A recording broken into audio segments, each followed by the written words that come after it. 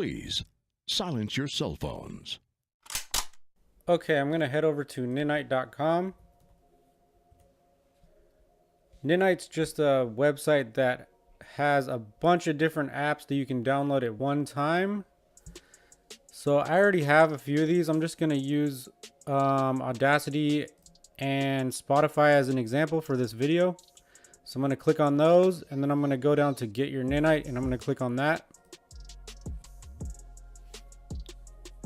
So the installer automatically downloads right here. I'm going to click on it.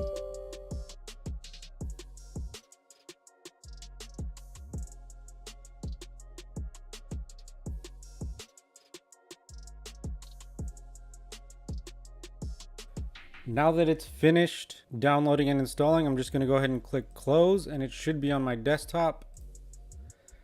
And there we go. Audacity and Spotify are on my desktop. I'm going to go ahead and open it up just to show that it's working, and that's all you need to do. Now, if you like this video, give it a big thumbs up and subscribe. In my next video, I'm going to go over the top 10 free programs, and I'm going to go into a little bit more depth of each program and what they do. So stick around for that video. Hang on to your seats.